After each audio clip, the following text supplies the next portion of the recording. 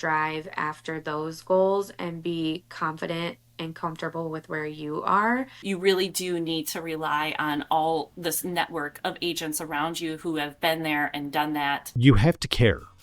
Like you can't just take it for granted.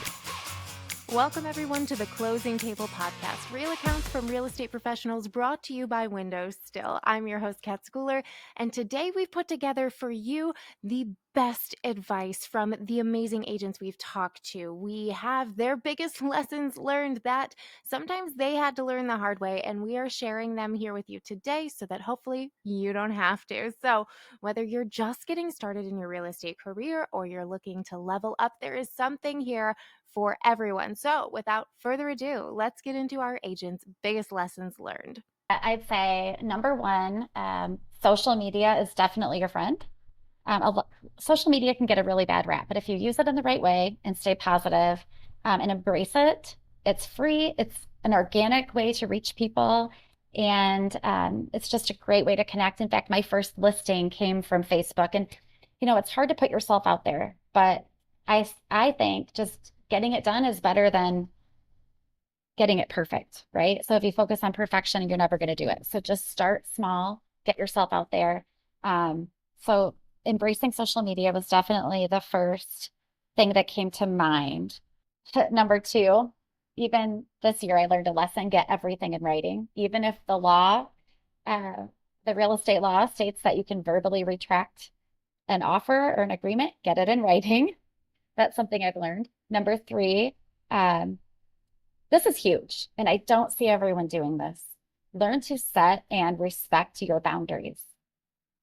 You have a life outside of real estate, and in this business, it can be really easy to be consumed with this job 24/7 if you let it. So really just, whether it's a time boundary, day, deadline, whatever you have that's important to you, make sure you block out your time and stick to it. Your clients, you're not going to lose the right clients over respecting your boundaries. They'll respect you more for it and know that you bring value when you are with them. So that's a huge one. There's one other one that recently has come into play for me and it's something that I think we all should be aware of in this industry, is safety, personal safety. If your gut is telling you, geez, I don't know if I should go in this house right now or go in with this client alone, trust your gut.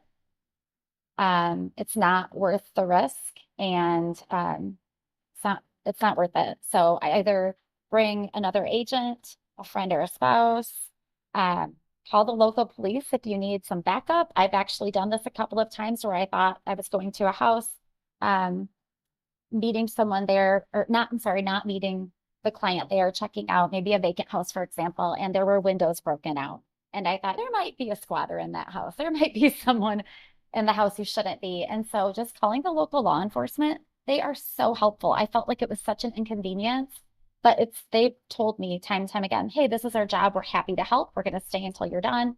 They're happy to come out. So I've had that happen a couple of different times where I've needed to call, and just don't be scared to do it. So those are some of the biggest kind of like random lessons I've learned in real estate. I think that last one is super important. I do think we like to talk ourselves down from things a lot, like, oh no, it's not that big of a deal, but like you shouldn't really talk yourself out of personal safety. Yeah, right. It's kind of important. It's not worth, yeah, it's not worth risking your safety, your life, ever.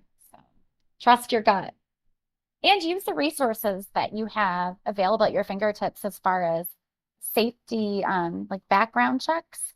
So every association has different resources, but I'm part of the WEMLAR, West Michigan Lakeshore Association of Realtors, and we have a really great app where we can actually do a quick check before we meet a client. And I highly recommend using whatever resources you have before you go to meet with someone. So one of my biggest lessons personally is not to compare yourself to others in the industry. And the reason I say that is because in my previous job, being in corporate, I always strived to do the next thing, the next level. I needed the next level. I needed to like get promoted, and I did really well, but it also was unhealthy, I'd say, to a degree where it's like I don't want to get burnt out in real estate. And one thing about real estate that's very interesting is when you do get into real estate or any realm of the real estate industry, you are connected with so many other people who are also in the industry.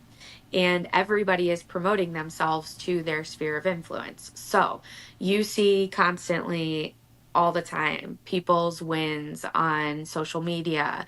I just, sold this house and I sold that house. And so I think, it can get very, um, it can get very hard because you can compare yourself if you're constantly seeing that. And if maybe you're having a slow month or things just seem to not be going right that month or something, it can be very hard on you mentally if you're comparing yourself to other people because, yeah, it's just hard. It's hard seeing that other people are doing well when you feel like you're either not or, um, just, I guess, comparing yourself in general. So, I definitely learned to kind of turn that noise off and focus primarily on my personal goals. So, personal goals related to um, how many transactions do I need to do or want to do in a year?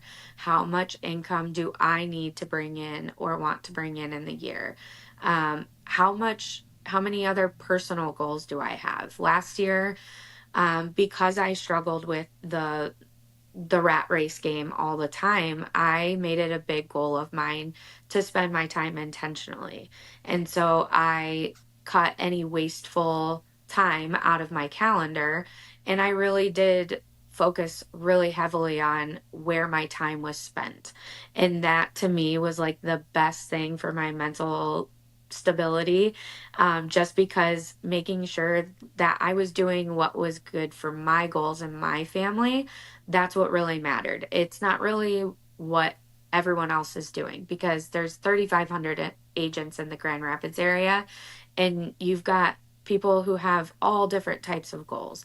People who want to make a team, people who are the breadwinners of their family, people who are just part-time, people who are, doing this for all different types of reasons. And so I think it's really important in this industry to just know what your goals are and to also just strive after those goals and be confident and comfortable with where you are in your real estate journey versus comparing yourself so much to others and what they're doing in their business.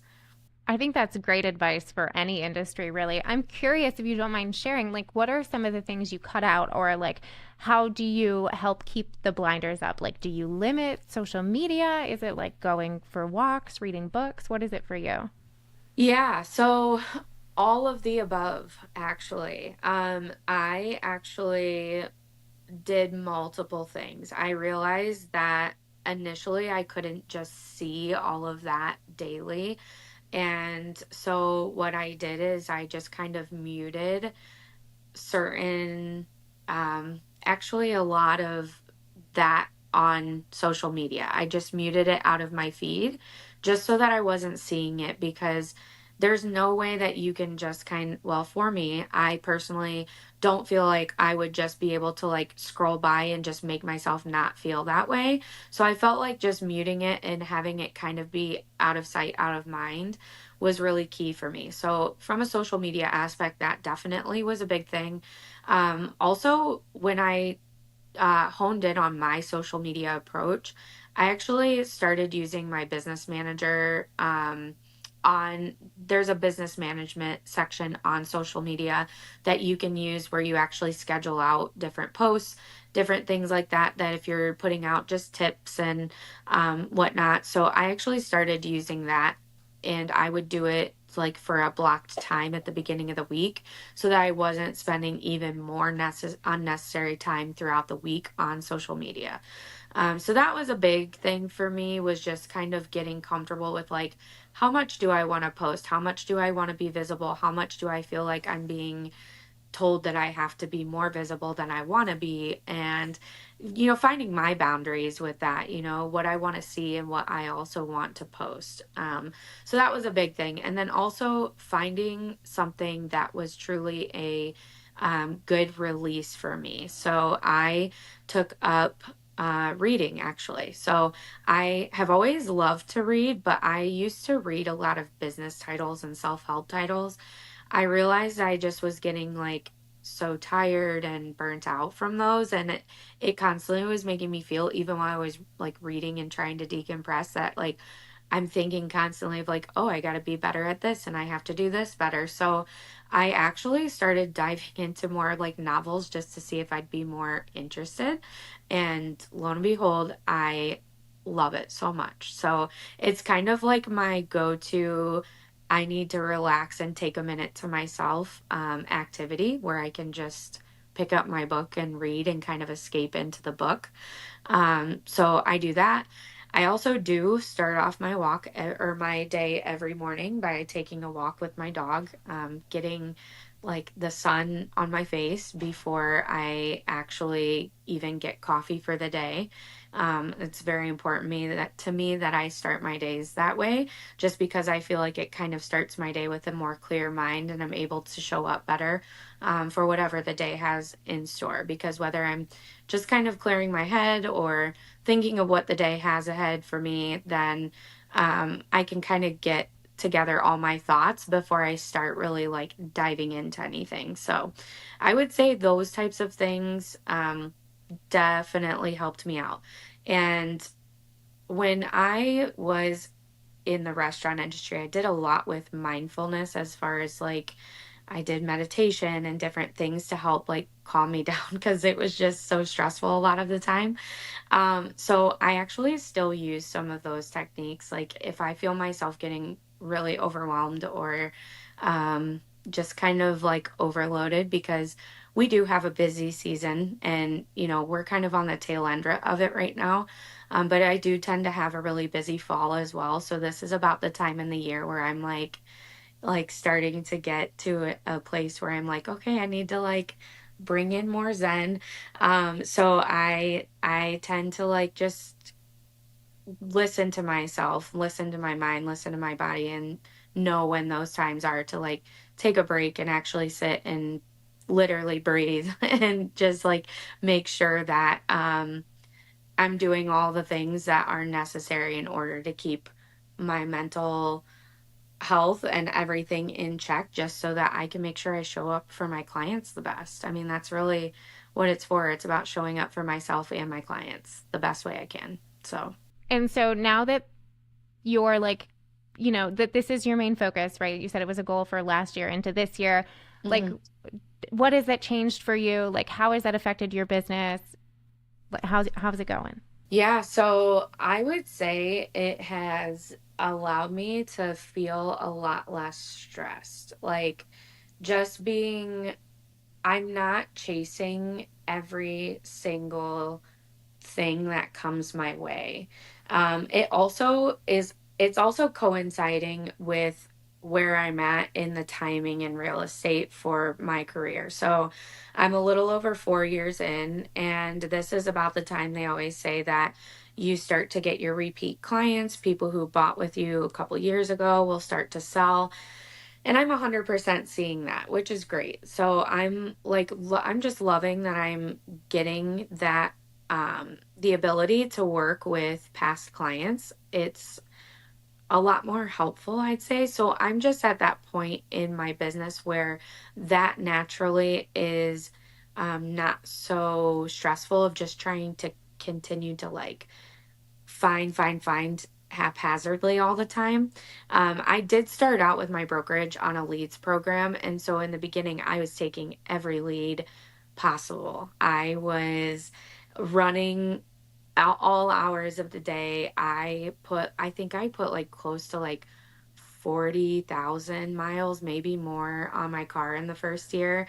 Just kind of like running around to wherever for whoever and doing all of the things. So I really, as far as like cutting down the time and like knowing what's necessary and what's not, a lot of that has just come with time in the business. And also having personal referrals is a big thing too.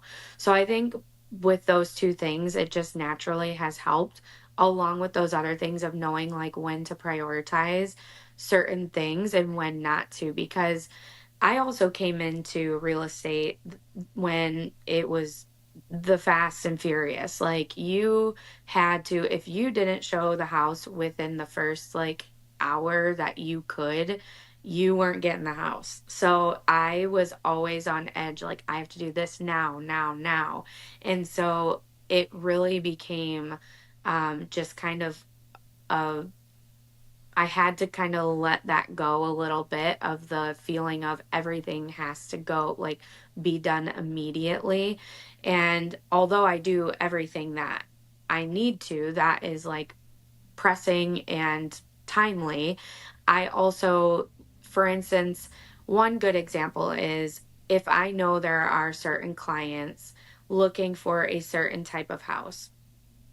If they send me a house that they want to go see, I will look through the everything and make sure that there's no red flags with that property that I think would stand out to them. So I address all of that up front so that they don't waste their time going to see this house if it's not truly what they're looking for. It can look like it in photos, but um if it's missing, different key points that maybe they just didn't notice throughout pictures or something I'm catching on the seller's disclosure, those are times where it's like I would rather spend the time looking through that listing prior to and being able to look and actually know what whether I'm going to save them time not going to see that property or not. So really just kind of like cutting out the unnecessary times of activities, I would say, and mostly like showing homes that people truly wouldn't be interested in anyway, even if they did go see it. I think that's great because not only are you saving yourself time, right, but you're Mhm. saving your clients tons of time too. Yeah, absolutely. Yeah, I mean, it really, I ultimately, it comes down to respect for their time and respect for, knowing. And also, I guess one big thing for me is that it also showcases that I do look at what they're looking for. Like, I truly try to make sure that I am checking the boxes for my clients and making sure that they know if they're looking for a 4-bedroom house with an acre of land, if it only has a half acre, I'm going to tell them, hey, just want to let you know this only has a half acres. Do you like the house enough to still go see it? That's kind of one of those things where it's like, I just want you to know this is the case. Um, it helps build trust, and also that I want them to know that I've been listening to what their needs and wants are. Melissa, what would you say is the biggest lesson you've learned since moving into the real estate world? It's so interesting. I think back to teaching a lot that when you're teaching in your classroom, you're kind of in your own silo, and it is a collaborative type of job, but you can work so much on your own and make decisions independently and be really successful just kind of closing the classroom door and doing, relying on your own knowledge and intuition of what's best. And I think and maybe this goes away as agents gain more experience, but the biggest lesson I've learned is to ask for help. I struggle to ask for help sometimes. That's kind of like, the weakness in the job interview, but it's true. And you cannot, this is why I say you have to join a team if you're a new agent. I don't see how you could be successful as a solo agent without anybody else to rely on for, help, whether it's help with a contract or what do I do in this situation, or even just like a vent session and a shoulder to cry on for a minute. You really do need to rely on all this network of agents around you who have been there and done that. There's no way, I don't think I've met an agent, even agents who have been in the business for 30, 35 years. I have not yet met an agent who says, I know it all. I've seen it all. There's nothing that's going to surprise me now, because every single transaction is so unique and different. There's no way, it's too many variables that anything that something's not going to pop up that's new to someone. So that's why it's so important to have people who you can call and rely on to say, hey, have you ever heard of this? Have you ever seen this situation? And maybe they have, or they haven't, or they have something similar, but that's been so, so crucial. And I very quickly got over my hesitancy to ask for help, you know, because I don't know how you could survive without it.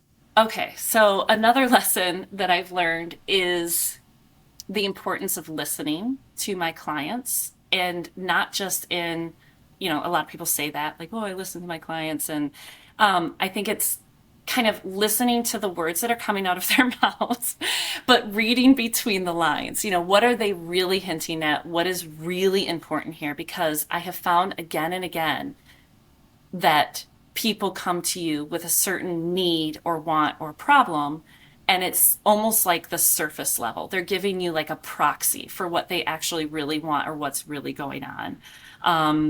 And if, it's kind of like what I was saying about getting to the true motivation. They're going to tell you, I need a house with, these specifications. But if you can really dig deep and find out what's going on under that kind of superficial level, then I think you're going to just be much more effective in helping them achieve that goal, even if they don't even really know it yet, that that's what they need or want. So, listening and watching and just kind of being a study in human behavior. I mean, it's really like psychology. It's interesting. That's why I say it's managing different personalities, because you really have to just figure out what is going on there and really tailor your approach to that. Yeah, I think that's so wise because I don't think like people are like holding out information. I really don't. I think Right. a Yeah. lot of people maybe just don't know what they want or they don't know how to communicate what they want. It makes me think of like, um, so I chose my engagement ring with my husband, which was we had been together for a long time. It was not a surprise or anything like that. But I went in and I had my Pinterest, if people still Pinterest, and I knew like exactly what I was looking for. And we knew where we wanted to go. And I went to the lady at the counter and I was like, okay. She's like, oh, how can I help you? And she starts asking questions. I'm like, I know exactly what I want. I want something that looks like one of these things. And I was like, you probably get people like this all the time. And she goes, no, most people have no idea what they want. And I was shocked. I was like, Yeah. oh, how odd. But I think it's kind of like a similar thing. You're trying to like decode the language, you're trying to decode the feelings Yes. that we have about different things and maybe like feelings that we don't even know we have about, I don't Hmm. know, certain home features, certain ring shapes, things like that. Yep. Yeah, definitely. Yeah, I agree. I don't think it's intentional. And I like that you said the word decoding, because that's really what it, comes down to. And there are definitely people who come along who know exactly what they want, who have the Pinterest board, and then it ends up matching up with what the end product is. But, I mean, we've all had the buyers who are like, I have to have a historic home and it has to be downtown. And then, 6 months later, they're looking at a brand new construction on 3 acres in the country. So it's a journey, and that's okay too. But, I like that part of it, of learning about people and trying to figure them out. So it's interesting. Well, I think the biggest thing that I've learned, and this is just a personal thing for me, personal journey. When I was in the military, I was just used to telling people what to do. Go there, do that, do this. Like tell people how to do, because obviously I'm in charge and I know what I'm doing. So I'm telling you to do something. If you do it the way I tell you to do, it's going to be easy. If you try to do something else, it's going to be hard. So I know what I'm doing. So I'm used to telling people what to do. What I've had to learn in real estate is patience is key, right? I can't just like when I work with military people, so much easier because I can really be that leader to them, and they accept it because that's their job. They're used to that. But when you're speaking with people that are not used to that, I've had to learn a lot of patience and provide options as opposed to telling, because I think what I learned is that like there's more than one way to skin an onion. There's more than one way to bake a cake. Like, you got to be a little bit patient. Some people need a little bit more caring than directing. And that has been literally the biggest lesson I've learned, because I had a hard time breaking that. And a lot of people didn't want to work with me. If they weren't military, typically I meet them one time, we go out, I tell them what's going on. This is what you got to do, this. Make sure you do this. Make sure you do this. Make sure you do this. All right, I'll see you next time. And then I don't see them again because they're not used to being talked to like that. So I've had to learn myself how to do that. And I figured, and this would be my tip to any real estate agent out there. If you want to tell your clients what to do it on YouTube, because you know what I'm saying, just do it on YouTube. That way, when you send them the video, you're not talking directly to them, but you're still telling them what to do. And I will tell you, the YouTube or anything, I guess, akin to that, I don't know what other platform would be, I guess Instagram, Facebook or whatever. But any kind of platform where you can send people direction, because I think a lot of times that confidence in what you're doing really resonates. Okay, well, this guy knows what he's talking about. He's giving me all these tips. Like, why would I go with anybody else? Especially if you're giving, the basically free advice. That's going to put you ahead of everybody else. I don't know how many times where I talk to people on the phone, they seem hesitant. I send them these videos, and then they watch them like, oh, great, I want to work with this guy because obviously he knows what he's doing. And then just demystifying, I've tried it. I think by sharing your knowledge, you are taking that salesperson moniker off of you, and you become an advisor, which is, I think, is more like what we really are, more facilitating, advising. I always tell my clients, I'm the GPS. You're the driver. You tell me where you want to go. And if I tell you, if I'm going to make a suggestion, you want to go a different way, I'll just recalculate and we'll go a different way. It's not a big deal. But YouTube, if you want to tell, my goal on YouTube is this. If I could get my clients to watch all my videos, that would be the easiest transaction I would ever have in my life, because they would know everything. They would just come in, hey, there we go, and boom, so, and it would make it easy for them too, because they would understand. So that's, I'm hoping that's my goal of what happens with YouTube, is eventually people will watch it and then they understand real estate, and then home buying becomes a snap. I love it. And like I said before, I just think YouTube is so great for that, because people are hearing it straight from you. They're not reading articles or subreddits that have questionable information. They're not having just like AI generated like overview of the internet given to them, which it's like, maybe we can trust that. It's straight from your mouth and your experience. And I think real estate agents should be doing more of that on whichever platform they're most comfortable with, because I do think it establishes your credibility and your willingness to share and things like that, and your knowledge. Right.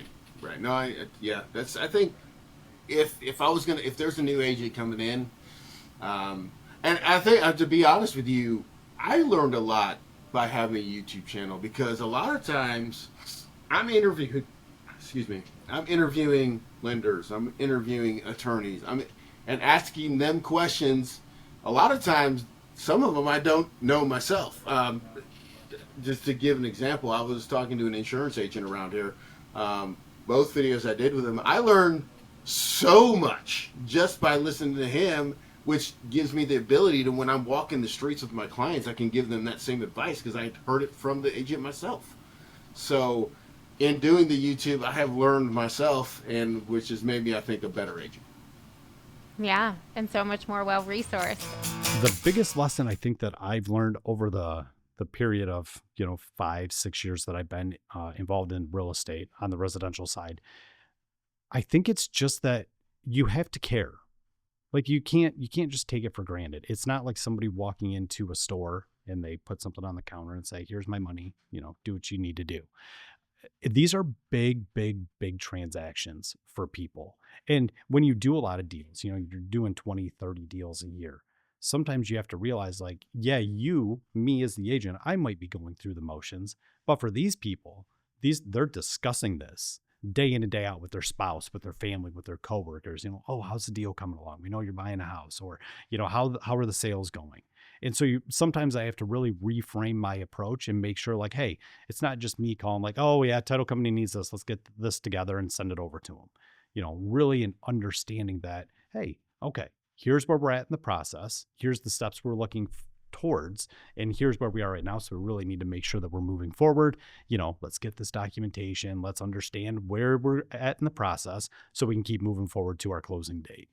So I think really kind of just giving a crap, goes a long way. We have to care about our clients, and we need to make sure that we're keeping their best interests at heart. For sure. Did you watch The Bear? Yeah. Oh, Yeah. It Of course. reminds me of the episode Forks. I love it. Yep. But when cousin goes to the Michelin Right. star restaurant, Right. and they're like, people save up for years to come Right. and eat here, and this Right. is their first time, and maybe their only time. Right. Right. It's kind of that level of Right. service. It's the experience, from start to finish. Yep. And that's, I don't consider myself an educator at heart, but I do really gravitate towards that educating aspect. I work with a lot of first-time home buyers. They know nothing.